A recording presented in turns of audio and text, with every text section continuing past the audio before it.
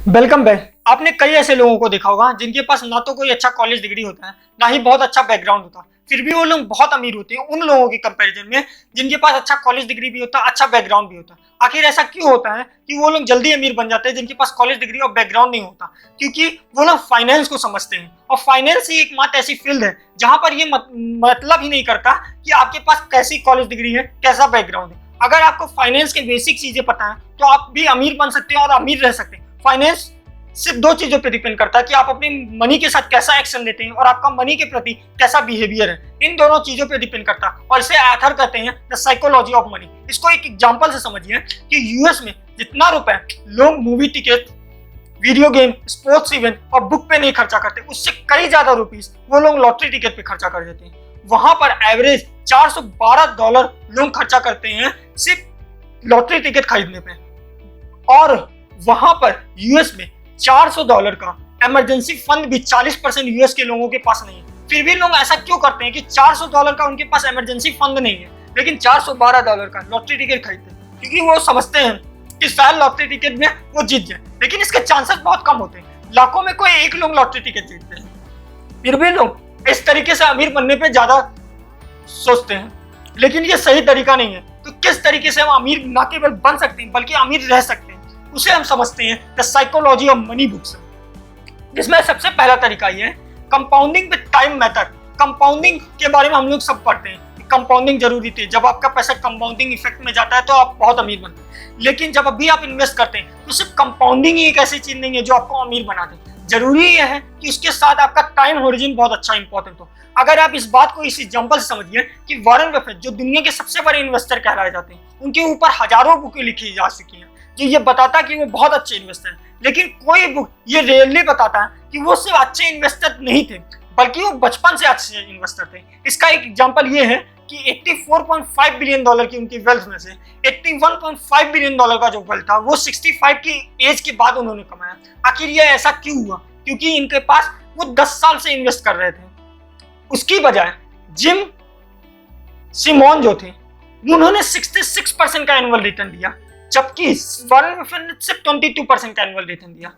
तो ऐसा क्यों है कि हम वॉरेन बफेट को अच्छा इन्वेस्टर बोलते हैं ना कि जिम सिमोन को? इसकी वजह यह है कि जहां वॉरेन बफेट ने 10 साल की उम्र से इन्वेस्टिंग शुरू कर दी थी, जिम सिमोन ने 50 साल की उम्र से इन्वेस्टिंग स्टार्ट की, और इसी कारण उनके पास सिर्फ $21 बिलियन की वेल्थ रह गई और वॉरेन बफेट के पास बहुत ज्यादा, क्योंकि उनका टाइम होरिजन बहुत ज्यादा था। वो 10 साल की उम्र से इन्वेस्टिंग कर रहे थे, इसीलिए उनके पास टाइम बहुत ज्यादा था, और उस टाइम में उनका पैसा बहुत ज्यादा कंपाउंड होकर बहुत बड़ा ज्यादा बन गया।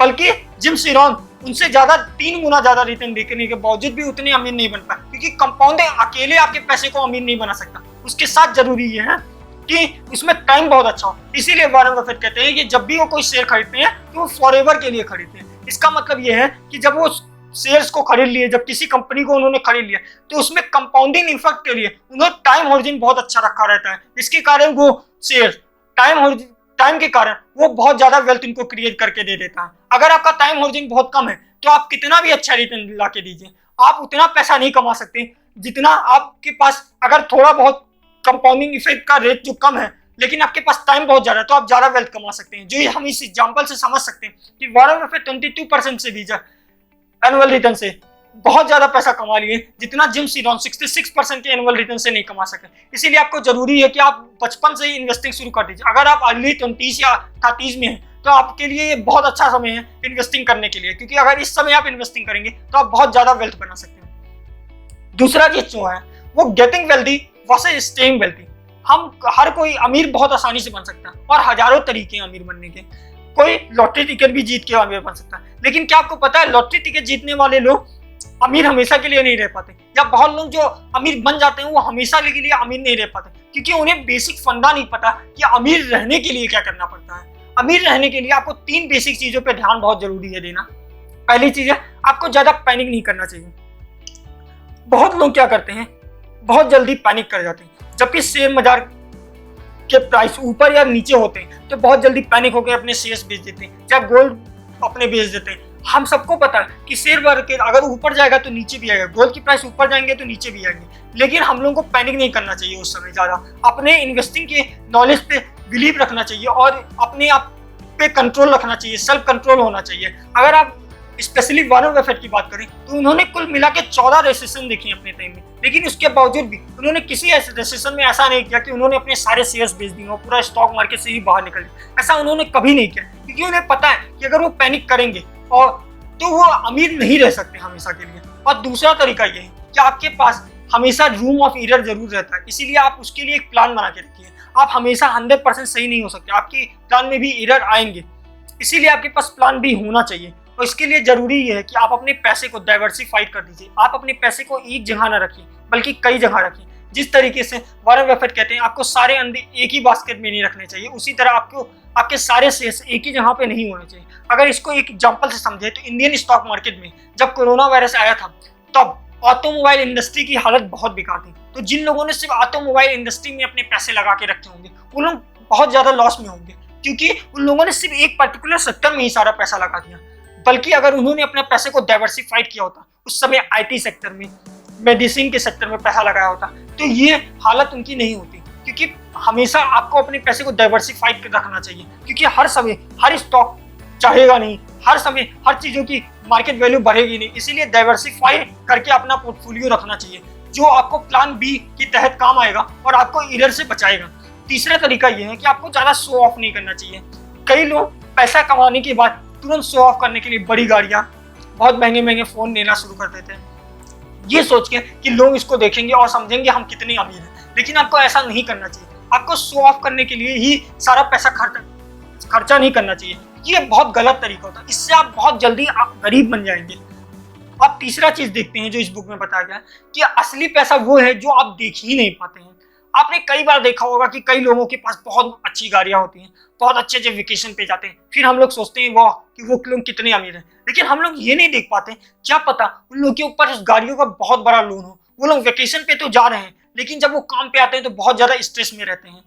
हम लोग एक चीज को देख के जस्टिफाई कर लेते हैं कि वो लोग बहुत अमीर होंगे, लेकिन ऐसी जरूरी नहीं है। जब भी हम किसी कार को देखते हैं तो हम कभी ये नहीं बोलते ये आदमी कितना अच्छा है, बल्कि हम लोग ये बोलते हैं काश मुझे ये कार मिल जाती। हम लोग हमेशा कार की तारीफ करते हैं, उस इंसान की नहीं। और लोग इसी गलत फैमिली में हमेशा कार खरीद लेते हैं ये सोच के कि अगर मेरे पास कार होगी तो लोग मेरी इज्जत करेंगे। नहीं, वो उनकी उस कार की इज्जत कर रहे हैं ना कि आपकी। इसलिए जरूरी है कि आप कार खरीदिए, ऐसी बात मैं नहीं कर रहा, लेकिन इसलिए मत खरीदिए कि लोगों को आप दिखा सके कि आप कितने अमीर हैं। ये गलत तरीका है, बल्कि सही आपकी अमीरी ही इस बात पे डिपेंड करेगी कि आपके पास कितना टाइम है, आप कितना फ्रीडम रखते हैं अपने टाइम के बारे में। क्योंकि आपके पास चाहे जितना पैसा हो, अगर आपके पास टाइम ही नहीं है उस पैसे को एंजॉय करने के लिए, वो लग्जरी लाइफ जीने के लिए, आप अपनी लाइफ को एंजॉय नहीं कर पा रहे, तो उस पैसे की क्या वैल्यू। अगर आप दिन में 24 घंटा पूरा काम ही कर रहे हैं, आपके पास कोई समय ही नहीं है जिससे उस सब पैसे को आप एंजॉय कर सके, तो उस पैसे की कोई वैल्यू नहीं रह जाती। इसीलिए कहा जाता है कि सबसे आसान तरीका है अगर आपको गरीब बनना है तो आप शो ऑफ कीजिए, उससे सबसे आसानी तरीके से गरीब बन सकते हैं। मैं यहाँ पर ये नहीं कह रहा कि आप लाइफ को एंजॉय मत कीजिए, आप बिंदास एंजॉय कीजिए लाइफ को, लेकिन इसलिए लाइफ को एंजॉय मत कीजिए कि आप लोगों को दिखा सके कि आप कितने अमीर हैं। ये तरीका गलत है। आप सिर्फ इसलिए एंजॉय कीजिए कि आपको जरूरत है एंजॉय करने का, आपके पास फ्रीडम हो, ये आपके लिए सबसे जरूरी वेल्थ होता है। अब जो फोर्थ चीज है जो इस बुक से आप सीख सकते हैं वो है कोई भी चीज दुनिया में फ्री नहीं होती। अगर मैं आपको बोलूं कि 50 लाख की एक गाड़ी है, उससे आपको खरीदना है, आपके पास 3 तरीके होंगे। या तो आप खरीद लीजिए, पैसे नहीं है तो आप सस्ते में कोई गाड़ी खरीद लीजिए, या तो इस गाड़ी को चोरी कर लीजिए। लेकिन कोई भी चोरी करने वाला तरीका नहीं अपनाएगा, क्योंकि उसको पता है कि इसकी कीमत क्या होगी। इसकी कीमत होगी उसको जेल में जाना पड़ेगा। लेकिन फिर भी कई लोग इस काम को करेंगे, शायद वो चोरी ही करें, तो हम लोग उन्हें गलत बोलेंगे। क्यों? क्योंकि हम जानते हैं कि इसकी प्राइस जेल में जाना है। और यही चीज लोग इन्वेस्टिंग में नहीं समझते हैं। अगर आपको इन्वेस्टिंग करनी है तो इसके 2 तरीके हैं, या तो आप इन्वेस्टमेंट कीजिए या कोई सिफर ऑप्शन चुन लीजिए।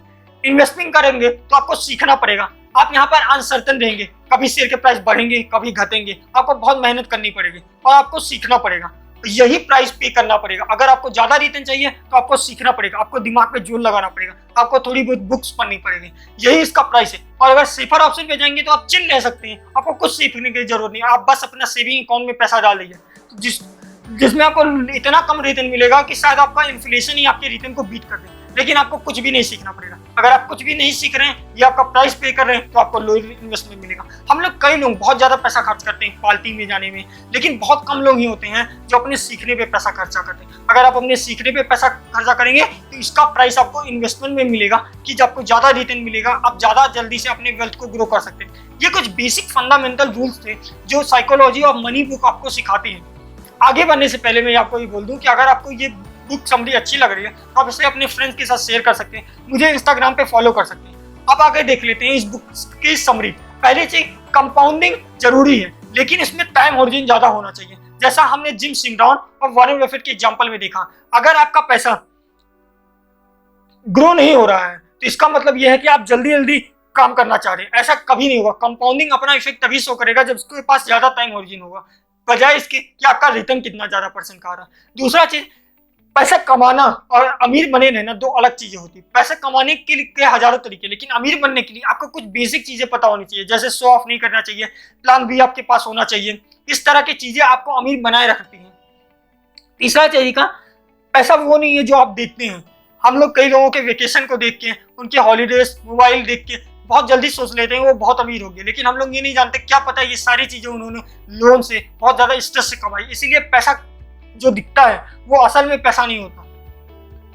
और इस दुनिया में कोई भी चीज फ्री की नहीं है। जिस तरह हर चीज के लिए आप कीमत चुकानी पड़ती है, उसी तरह अगर आपको अमीर बनना है तो आपको थोड़ा पढ़ना पड़ेगा, आपको अपनी माइंड पे थोड़ा वर्क करना पड़ेगा। और अगर आप ऐसा नहीं करते तो आप बैंक में सेविंग अकाउंट खुला के सारे पैसे रख दीजिए, आपको थोड़ा रिटर्न मिलेगा जो आपको इन्फ्लेशन बीट कर देगा। लेकिन अगर आपको ज्यादा वेल्थ बनाना है तो आपको थोड़ा पढ़ना पड़ेगा, इन्वेस्टमेंट करना पड़ेगा, जहां पर आपको हाई रिटर्न मिलेगा। लेकिन अनसर्टेनिटी और पढ़ाई, ये दो चीज उसकी प्राइस हो गया। इसीलिए कोई चीज दुनिया में फ्री नहीं होती। अगर आपको ये बुक समरी अच्छा लगता है तो आप ये बुक को भी खरीद सकते हैं, जिसका लिंक मैंने डिस्क्रिप्शन बॉक्स में दिया है। आप प्लीज मुझे इंस्टाग्राम पे फॉलो कर सकते हैं, वहाँ पर मैं डेली कुछ ना कुछ यूनिक चीजें शेयर करता रहता हूँ। अगर आपको बुक अच्छा लगा तो आप इसे लाइक कीजिए, शेयर कीजिए और सब्सक्राइब कीजिए। मिलते हैं नेक्स्ट वीक एक नई बुक समरी के साथ, तब तक के लिए गुड बाय।